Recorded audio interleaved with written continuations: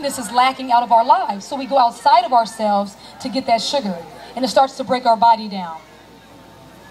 So one thing that I do in my office is I do something called muscle response testing. I'm not sure if you guys are familiar with muscle response testing, but it's an individualized way of the body telling you what it needs. Like for instance, like 2 people might come to my office saying, Lisa, help me lose weight.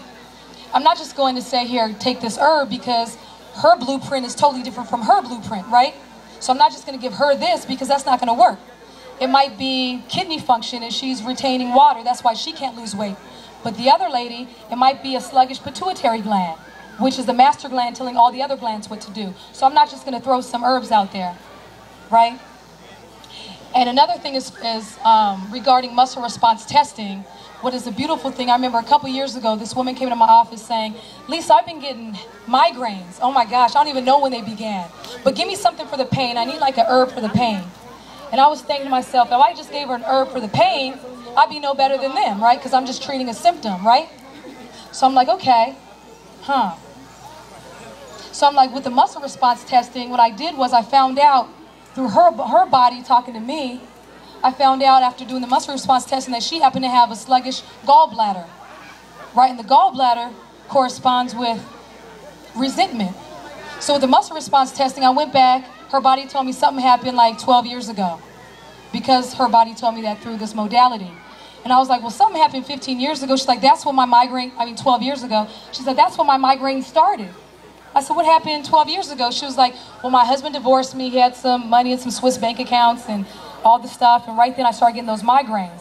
So what I did was I tested her body for what remedies she needed. And she just needed a gallbladder flush. So we just flushed her gallbladder and addressed her emotions. And she hasn't had a migraine since. So it's all about treating the cause, the person, the spiritual, the mental, the emotional, and the physical, because that's the whole person, not just the physical. Because we are way more than what we see. We're actually spiritual beings having a human experience, right? We're mental, thinking, sentient, logical beings. We're emotional beings. And if we don't address all of our issues on all of those levels, then we'll be out of harmony and out of balance, and then we're going to create dis-ease. But what I want to leave you guys with today is just the accountability that nobody did this to us. If we look at our health, we're not going to say, my mom passed this down. We're not going to, no. Look at your mom's thinking, look at what she's eating, and you could change this and empower yourself and be healed. Now I have a table down there all the way down to the right, and what I do is I do muscle response testing. I do iridology. I'm not sure if everybody knows what iridology is, but you know when the doctor looks in your eye, what they're doing is they're looking at the areas 10 o'clock to 2 o'clock because that's like brain activity. But what the iridologist looks for is they could see that all the fibers in the iris correspond to a particular organ. And all those organs correspond to a particular emotion. Our bodies are so beautiful and so innate that it knows where to store certain emotions. Like grief is stored in the lungs, and anger is stored in the liver, and kidneys hold fear and anxiety and stuff like that, even the lower back. And so I just want to say thank you guys for having me. Come to my table.